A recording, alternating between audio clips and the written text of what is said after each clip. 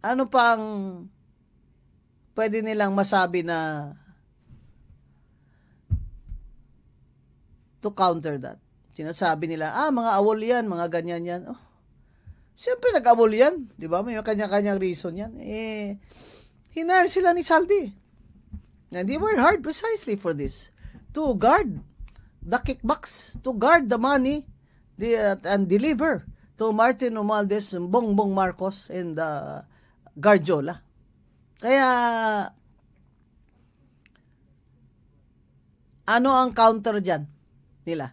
Ayaw naman ni Martin Romualdez lumabas at mag-explain. Di ba?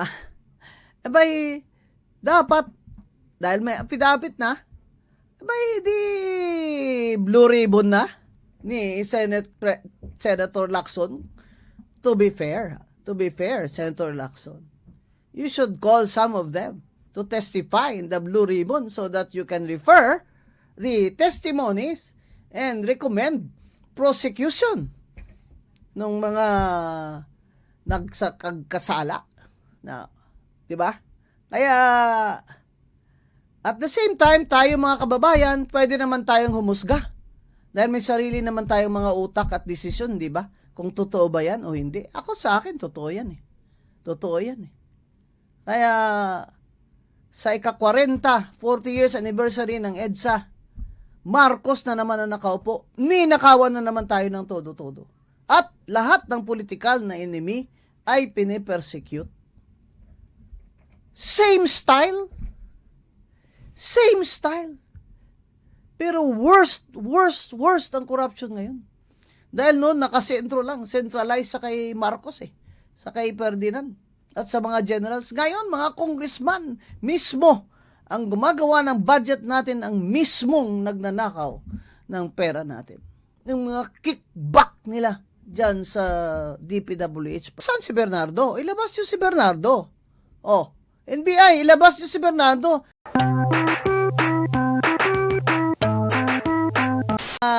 Sumakay ako sa Grab nung isang linggo.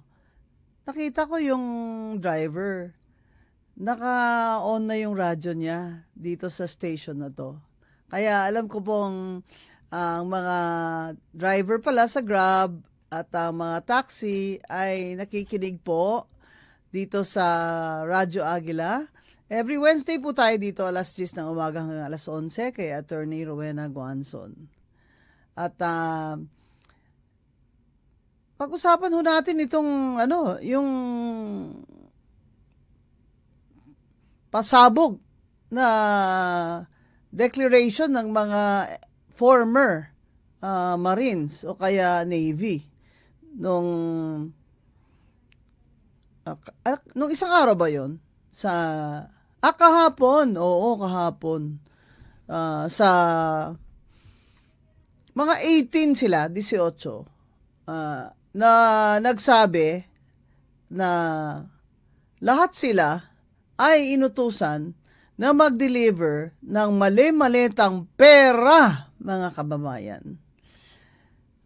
Mali-malitang pera na 805 billion ang estimate na dinala nila sa iba-ibang personalidad, kasama na dyan si Bongbong Marcos at si Garjola.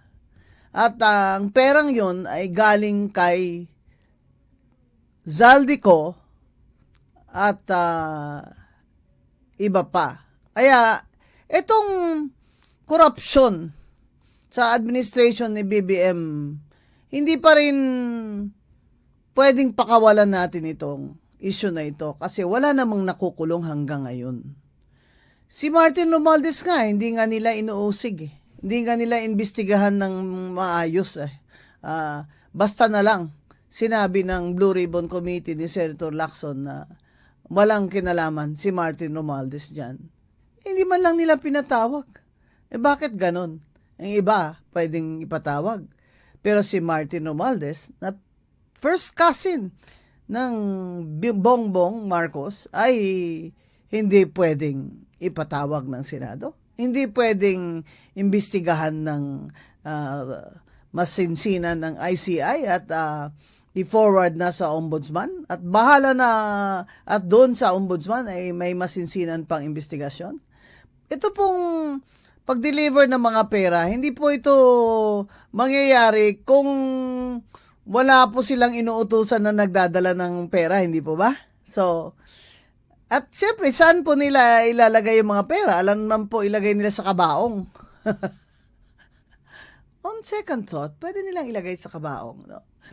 So, yung iba, isasakay lang sa ambulansya siguro, di ba? May iba-ibang paraan. Pero itong yung perang galing sa flood control at iba pang kickback na mastermind sa aking palagay ay si Martin Romualdez at ang kanyang right-hand man ay si Saldico na nagsasabing si Martin Romualdez nga ang mastermind.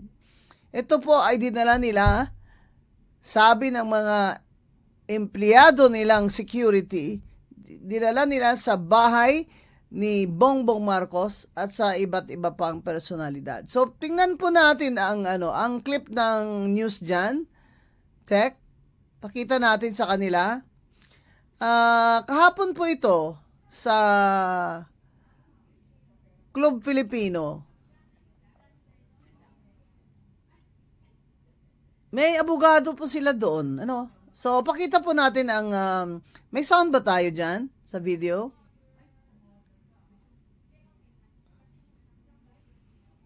Mga kababayan, pakinggan nyo pong mabuti.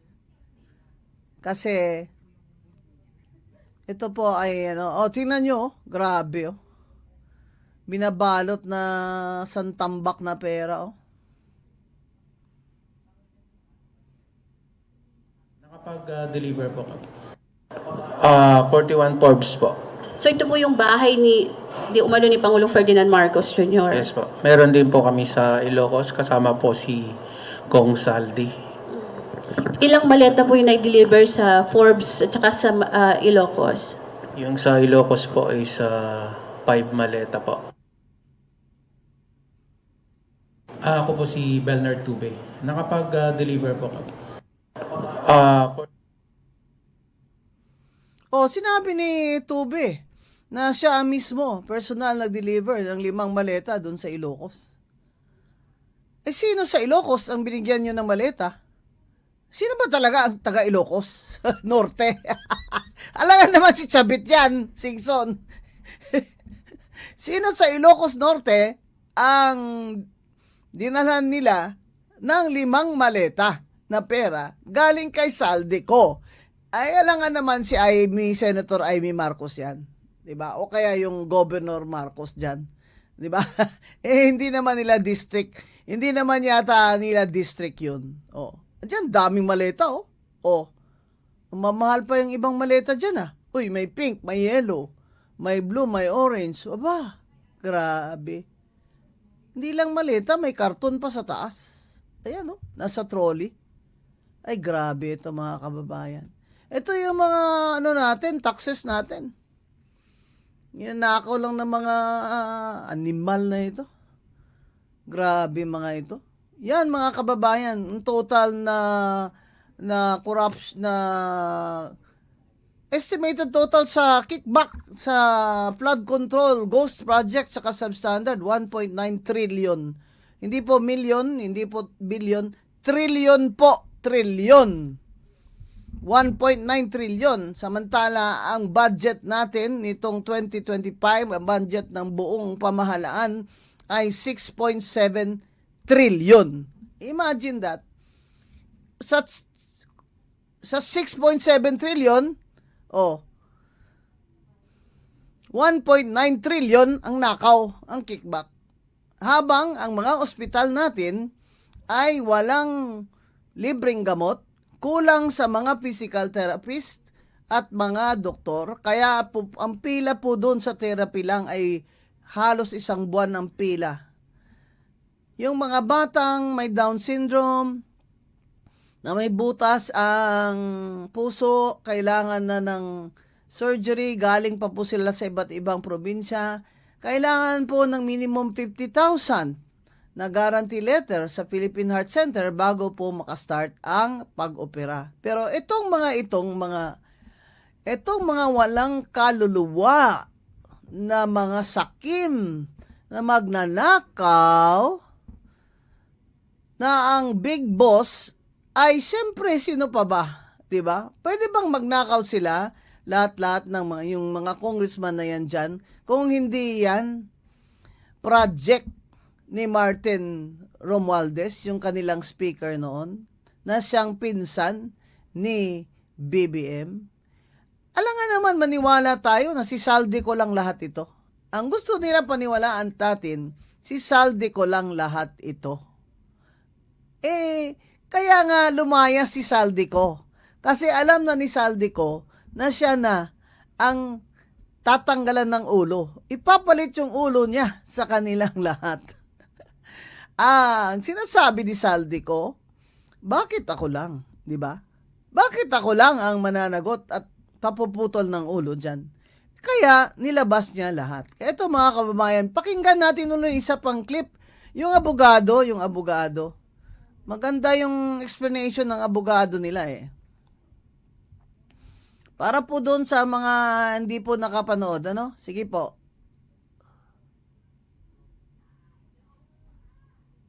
Ang mga sundalo natin sa ginawang operasyon ng ICC investigators sa Pilipinas.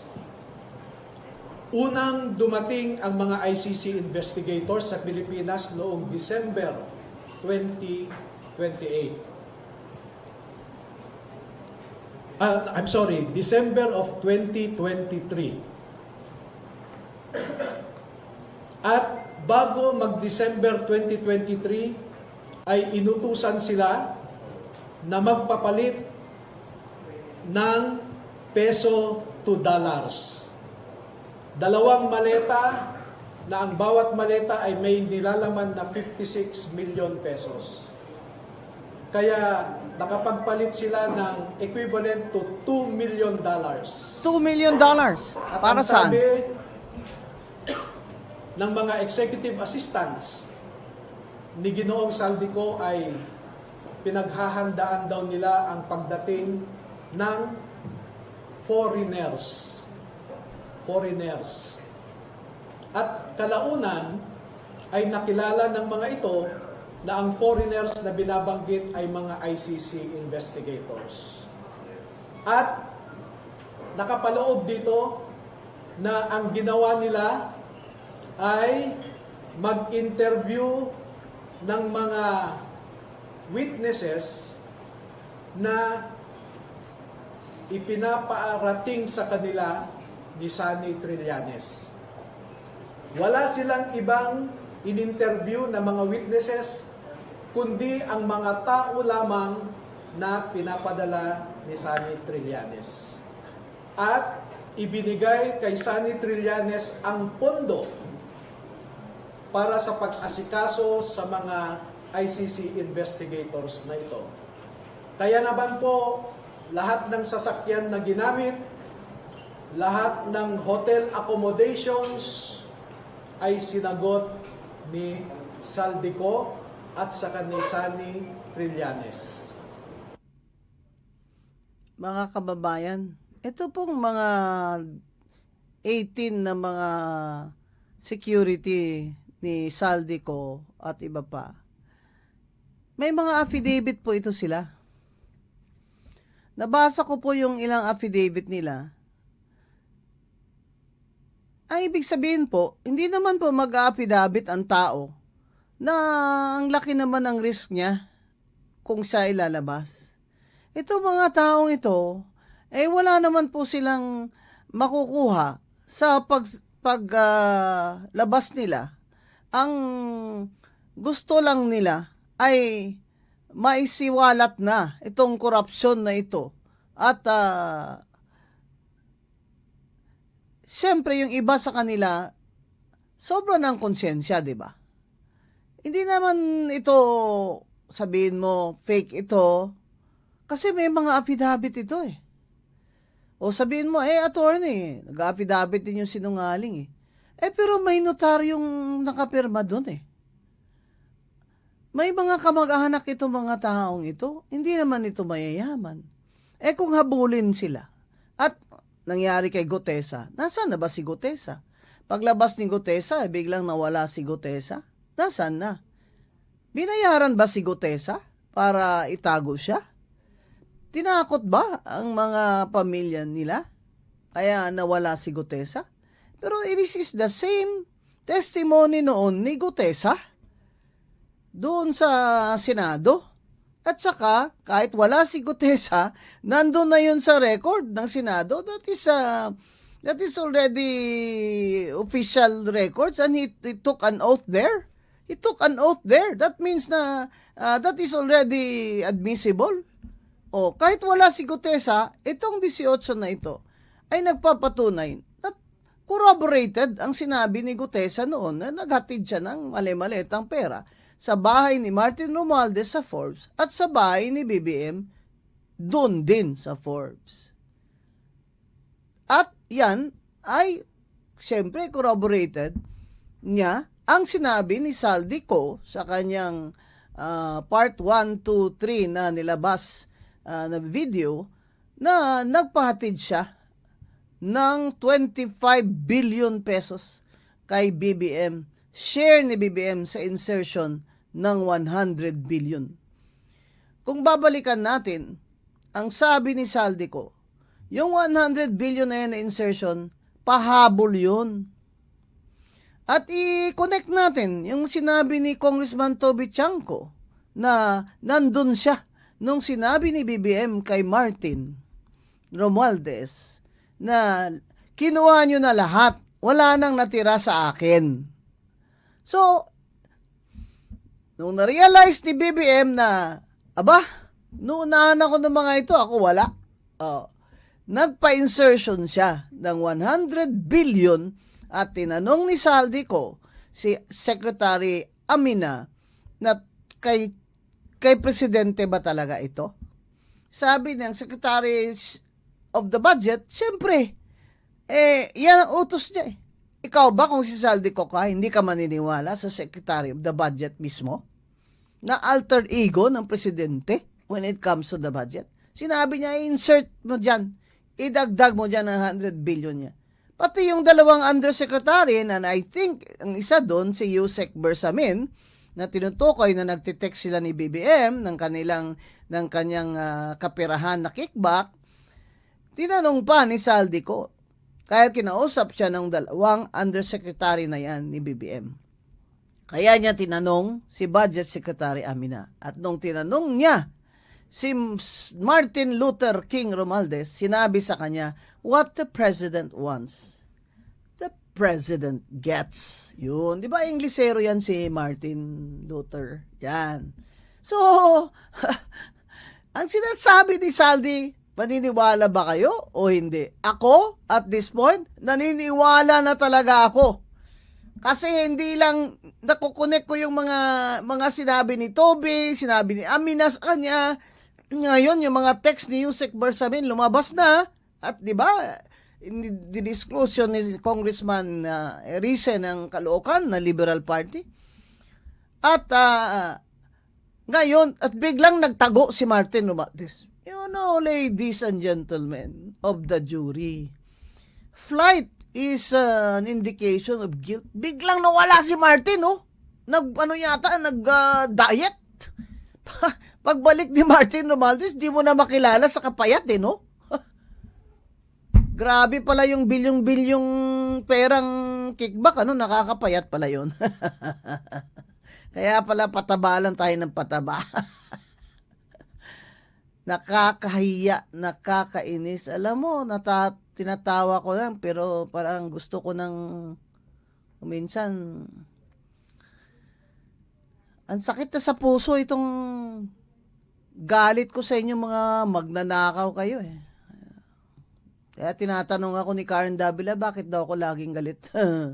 Di ka ba naman magagalit sa mga itong mga animal na ito? Kapobre na ng mga tao, Pilipino, more than half ang gutom.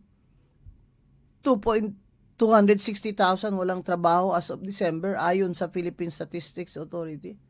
Yung pala, bilyon-bilyon, trilyon-trilyong piso ng mga kickback nila dyan sa DPWH projects. At bakit dyan si Undersecretary Bernardo hanggang ngayon hindi yan nakukulong? Abay, kung state witness siya, kasama siya dapat sa nahahabla. Oh. At kung nahahabla siya, dapat talagang inaresto din siya. Bakit wala akong nabalitaan na itong Yusek Bernardo ay inaresto?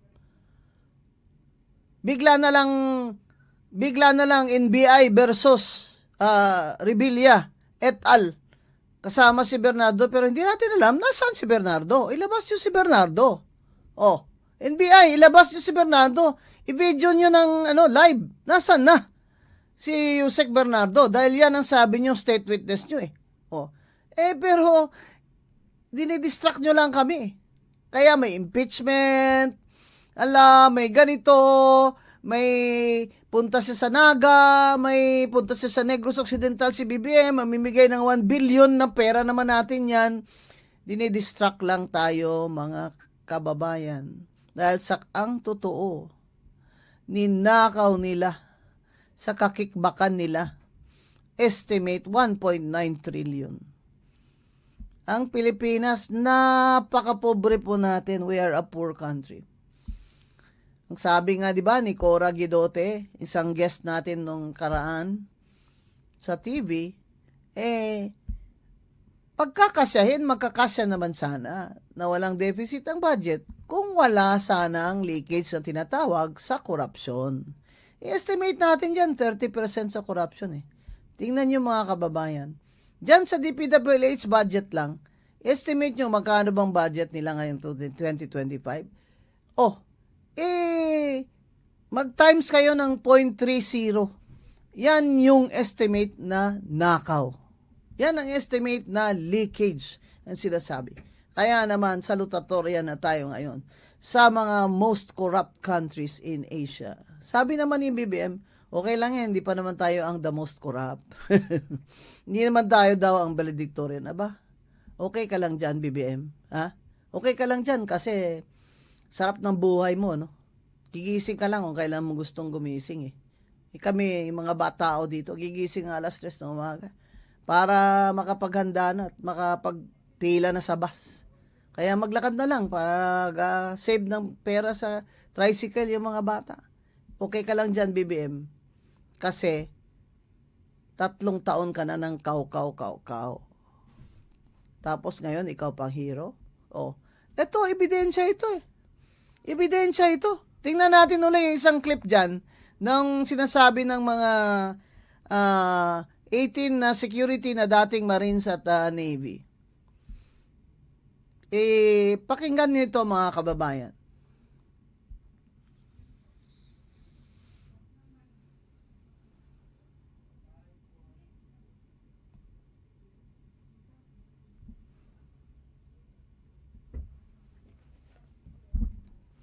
Nakakagalit, ano?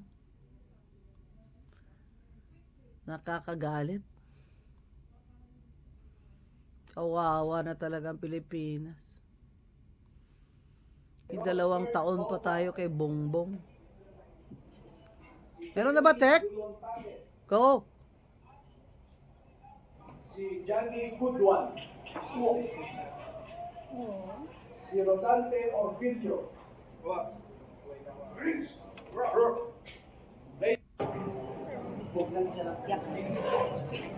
Ayan dami nila Naka-itim na t-shirt kahapon. May abogado sila.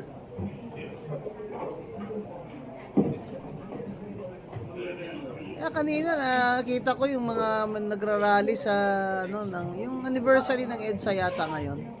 Ito lang yung yatang anniversary ng EDSA na hindi ako nagpunta ng EDSA. Kasi naman yung Kiko D, yun yata hari-hari doon ngayon na hindi pa naman yung tao ng 1986. Sabi niya, bawal daw kami mag-slogan doon ng BBM resign. Aba, umangal nga si Wanna Change May Paner yung kaibigan ko Aba, kami itong nakilaban doon Kayo, wala nga kayo doon Kayong mga makaliwa, wala kayo doon dahil gusto nyo revolusyon, hindi eleksyon. Tapos ngayon, kayo ang magdo-dominate ng EDSA celebration dyan. Parang inyo. Tapos hindi kami pwedeng sumigaw ng BBM resign sa EDSA on its 40th year. Aba, kaya sumakit ang loob ko, mga kababayan. Dumaan ako doon kanina. Lalakad-lakad sila. May mga yellow sila na mga bandila. Kasi di ba yellow noon eh. Yung may picture ni Ninoy, yung sign ng atom, ganun. Oy, hindi kayo dilawan. Makaliwa kayo. Kami ang original na dilawan, yung mga lumaban kay Marcos sa eleksyon. Hindi lang sa eleksyon, all those years of martial law na lumaban sa kanya. At kami, pamilya ko, lumaban pa sa eleksyon para kay Cory Aquino. Alam yan ni Paul Aquino, tatay ni Bam Aquino. Alam niyan na kami, ang pamilya ko, ang lumaban sa Marcos warlord doon sa amin sa Northern Negros sa Cadiz para kay Cory. At kaya naman ako at na-appoint na OIC Mayor ng Cadiz at the age of 27. At ang mother ko ay na-appoint din ni President Cory. Binalik siya as a board member noong 1986. I think iilan lang kami, yung mother and daughter na in-appoint ni President Cory in 1986 to what do you call this, to to be a part of her government, the Cory government before the 1988 election. Meron pa ba tayo dyan, Tek? Meron pa ba tayong ipakita dyan? Galing sa Club Filipino na ano?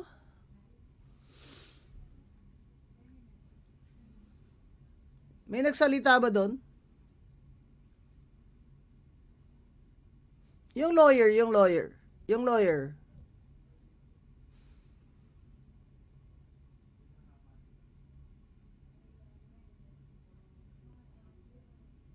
Ayan o, yung lawyer nila, naka-long sleeves, yan.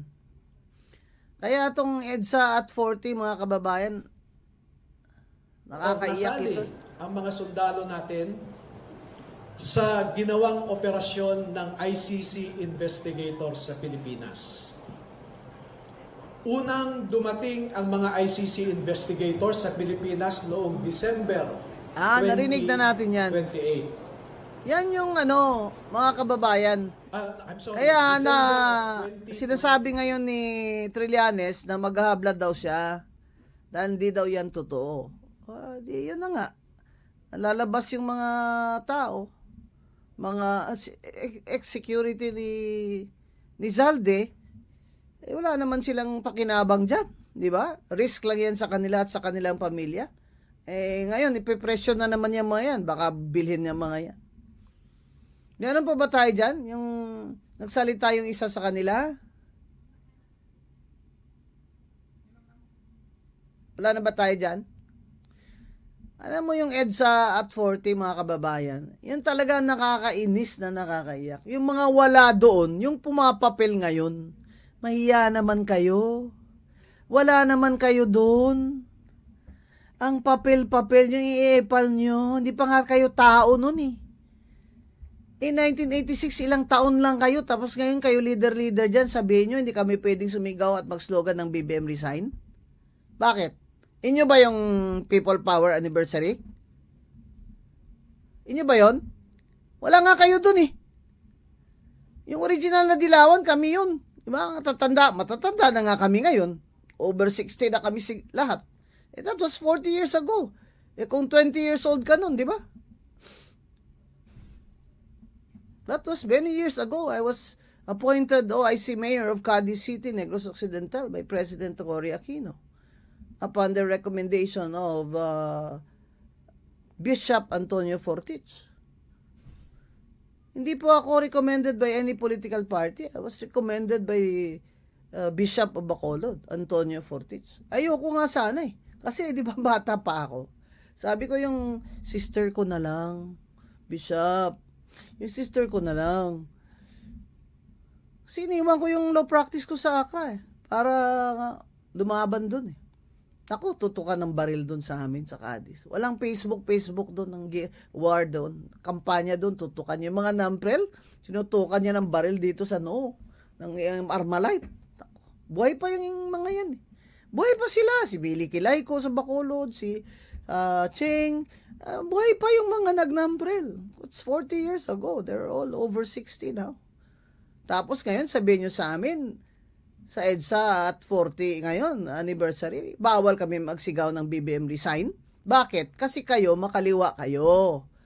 Sama kayo dun sa mga akbayan. Yan ang problema sa inyo. Nang gusto nyo, ayaw nyo mag-resign si BBM kasi si Sara ang mag-vice president. Oh, yan ang problema sa inyo eh. May mga political kayo na agenda. Sinasama nyo yung anniversary ng EDSA dyan na para bang kayong may-ari. Para bang kayong may-ari dyan just because Aquino yung apelyido mo, Kiko? Hindi ka pa nga tao nun eh. Hindi nga, magdebate ka nga sa akin. One-on-one. Kung ano ang mga gains at mga lessons learned natin sa EDSA People Power Revolt. Grabe dinaanan namin sa martial law at Marcos. Rape ng mga aktivistang babae. Disappearances. Murders. As state policy ni Ferdinand Marcos. 45% ang inflation rate noon. Bankrupt. Kaya pinagpapadala nila yung mga nurses natin doon kay Gaddafi in exchange for a loan. Grabe yung dinaanan natin, mga kaibigan. Para bang araw-araw noon. Basta sa UP, nag-aaral lang kami kung hanggang kaya. Basta araw-araw, protesta. Nako, dyan sa Mindiola, lagi kami dyan. Lagi kami dyan. Kaya ngayong nung nag-martial law, yung ate ko at kuya ko, kasi pumasok sila sa UP 1970, nandyan sila sa first quarter store. Nandyan sila nung binabarikada ng mga estudyante, ng mga fraternity, at mga estudyante, at mga student organizations, ang UP entrance para hindi makapasok ang Metrocom. Buhay pa kami. Yung ate ko, si Judge Frances Guanzon, executive judge now, retired, nagrarally pa sa loob ng UP. The night before nila nalaman na may martial law na pala.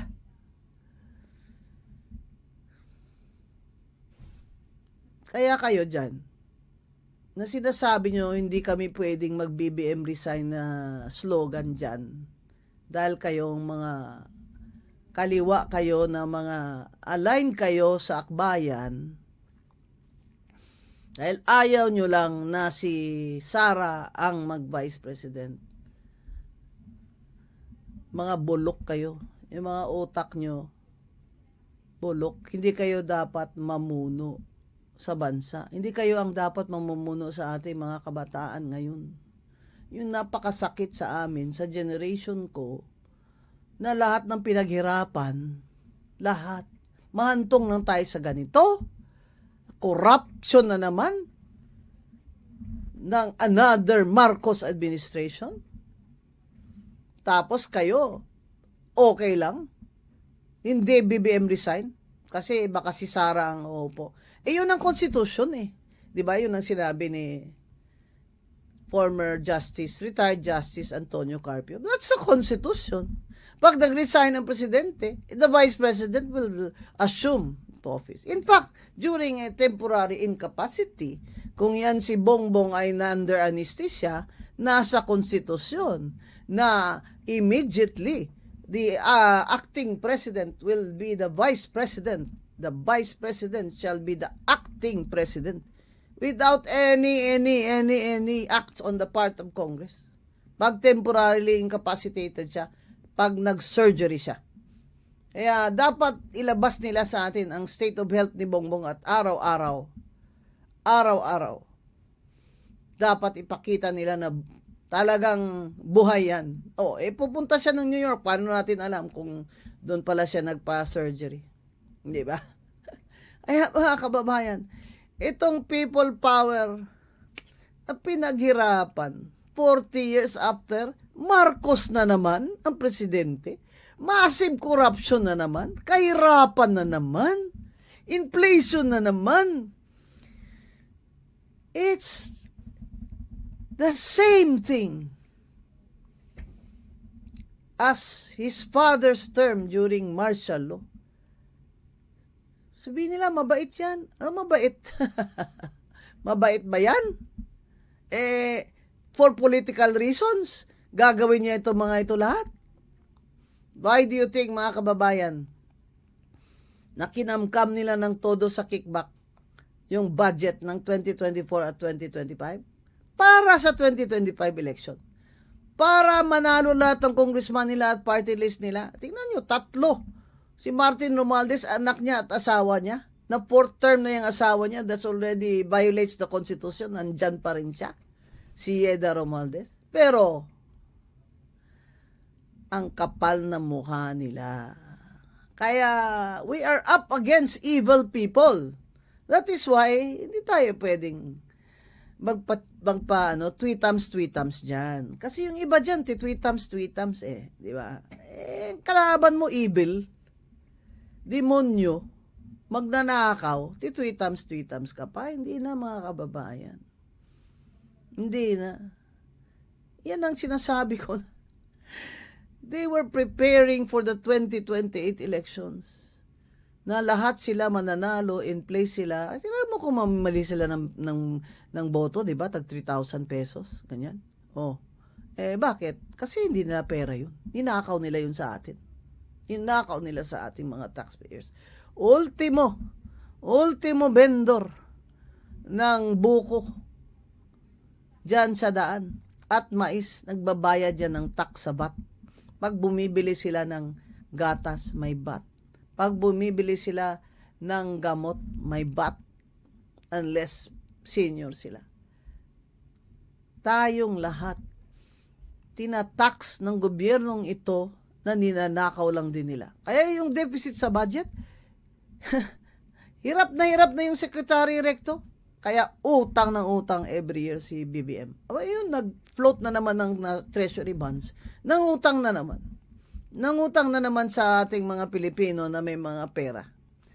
Bumili sila ng treasury bonds ng gobyerno na babayaran after 10 years, 5 years at an interest.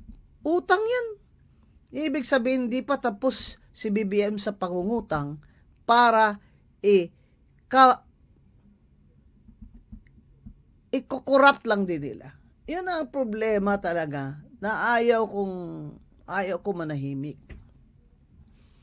Na pobre tayo, ang daming pobre, daming nagugutom, tapos ninanakaw pa nila.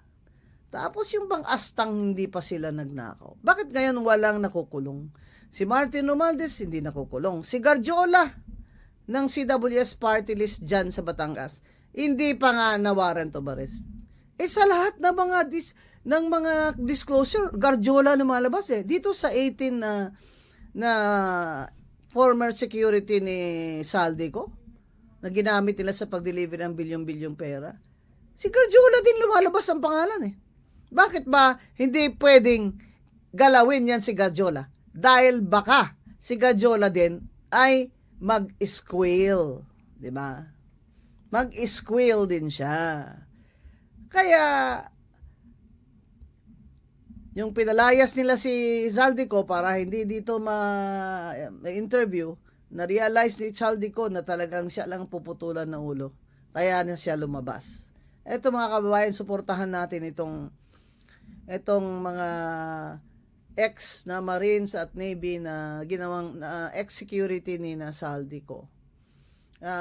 Suportahan natin sila. Dahil hindi sila magsasabi ng ganitong bagay kung hindi ito totoo. Mahirapan tayo. Pag 2 more years si BBM na ayaw niya talagang magreforma kasi siya naman talaga ang punot dulo ng lahat ng korupsyon na ito. Kaya yung mga pamigay-migay niya ngayon sa mga gobernador, ano yan eh? Survival mode si BBM. Survival mode. Kaya ang kailangan nating gawin ay makibalita tayo lagi. Dahil napansin ko, itong mainstream media, malalaking kumpanya ng media, ay hindi kino-cover. Sa kanila, hindi yun news. Kasi naman, marami naman yatang shares of stocks ang Martin Romualdez dyan. Sa mga media, ano na yan, big business. Yan ang mga kababayan. Itong mga politikong magnanakaw, ito ang mga naglo-lord over our government and our lives. Kailangan sa 2028 mawala ito sila lahat.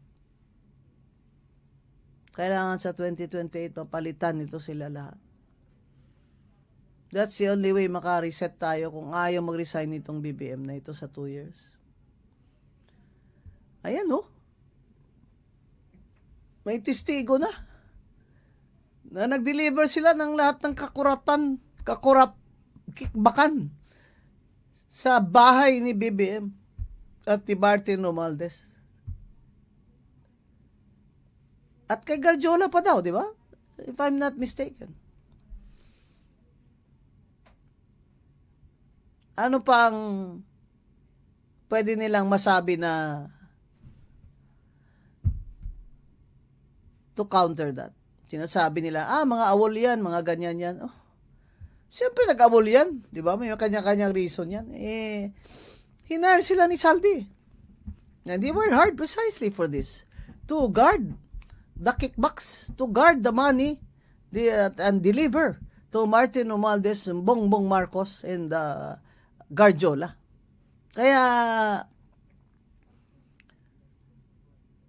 ano ang counter dyan nila? Ayaw naman ni Martin Romualdez lumabas at mag-explain. Di ba?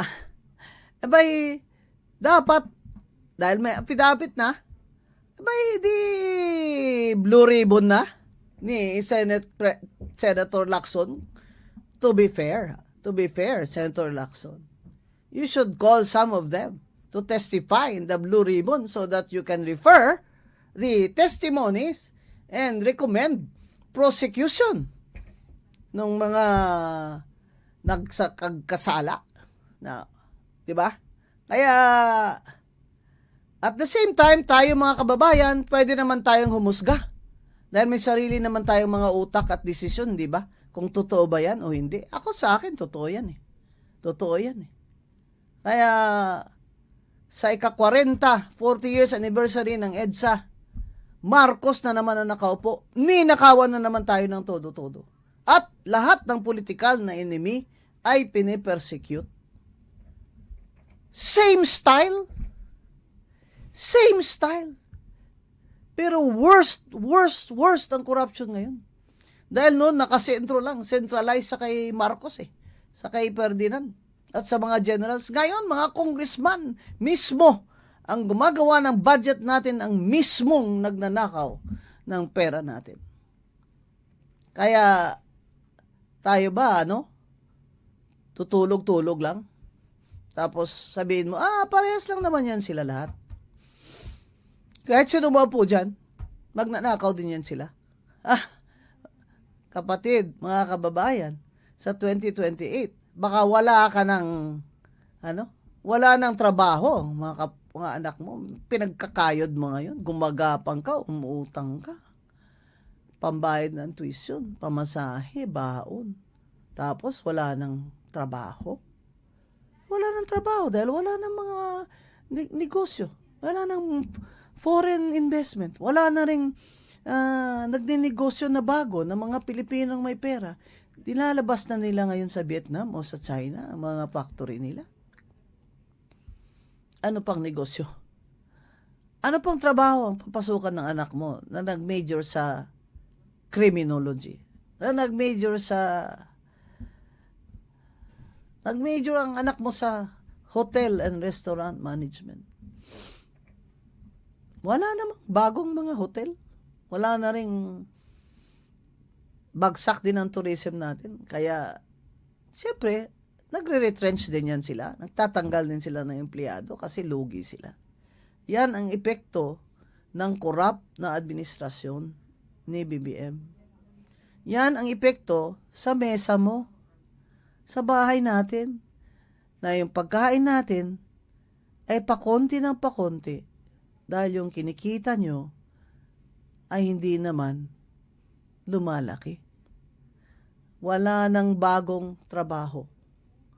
2,260,000 Filipinos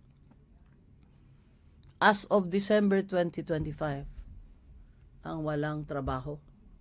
Survey po yan mismo ng gobyerno sa Philippine Statistics Authority. At sa survey, more than half, sobra sa kalahati ng Pilipino, ay nakakaranas ng gutom. Ilang milyon yan, mga kababayan. Pero ang sabi ng mga politikong mga magnanakaw, okay lang yan. Dahil sa 2028, bibilhin natin sila uli. Mananalo pa rin tayo. Tuloy ang ligaya. Dapat po may makulong. Tingnan nyo Singapore. Ang honest-honest ng mga officials natin, gobyerno nila, nakapakalinis. Dahil nung si Lee Kuan Yew nandyan, bago pa lang yung Singapore. Mga magnanakaw. May death penalty noon. Sa Singapore. Bakit yung ibang Asian countries? Kahit former president, kahit anak ng prime minister, nakukulong. Ang Pilipinas, hindi ba kukulong ang mga nagnakaw? So what? Kung si Martin Romualdez ay dating speaker, hindi ba siya pwedeng makulong para mapatunayan na talagang hindi si BBM kasabwat? As long as hindi nakukulong si Martin Romualdez, ibig sabihin, kasabwat talaga si Bongbong Marcos. At kung sino man ang gagawin nilang kandidato, ay ipapanalo nila using our government money through vote buying and manipulating the elections para may proteksyon sila sa sunod na another 6 years. Mga kababayan, we are up against evil people. And we are up against evil people. Sasabihin mo na there will be justice. I believe there will be justice. Pero sana sa mas madaling panahon. Ayoko naman pong makitang sad-sad na talaga sa kahirapan ng mga Pilipino. Pero parang yun na lang ang pwedeng mangyari na mag-resign si BBM kung talagang sad-sad na tayong lahat. More than half of the Filipinos, sad-sad na sa gutom. At nagsisigaw na sa gutom. At ang ekonomiya ay wasak na. Hindi na makabayad sa utang. Ayoko sana makita yan. Pero parang ayaw talaga ni BBM bumitaw. Kahit na halata naman, kahit ano namang objective ng mga tao dito sa Pilipinas, ay talagang magkukonclude na he is a failure. We have a failed democracy. Ni-eleksyon natin kuno, pero puro naman vote buying. Yung sinasabi ko nga, dapat reforma, wala nang sweldo ang congressman, senador. Wala na. Wala na rin pork barrel, walang allocable, walang ayuda. Bawat hearing attend sila, per diem na lang sila. Para po talaga, wala nang kontraktor na gustong tumakbo dahil hindi naman sila makakakaw-kaw dyan. Hindi na sila makakakickback. higpitan ng todo yung DPWH, lahat ikulong sila. Lahat ng regional director na kasabwat sa flood control, ikulong sila lahat. Mga kababayan, dapat may managot. Dapat ikulong silang lahat. Dapat ikulong. Pati si Martin Romualdez. Maraming salamat po. Sa sunod na Miyerkules, mamaya sa TV, sa 4 o'clock, ang guest po natin ay si Professor Malo Tikia. Pag-uusapan ho natin yung declaration ni VP Sara Duterte na siya ay tatakbo bilang presidente at ano po ang ibig sabihin niyan sa politika natin ngayon sa Pilipinas. Maraming salamat po. Ito po si Rowena Guanzon, ang inyong lingkod.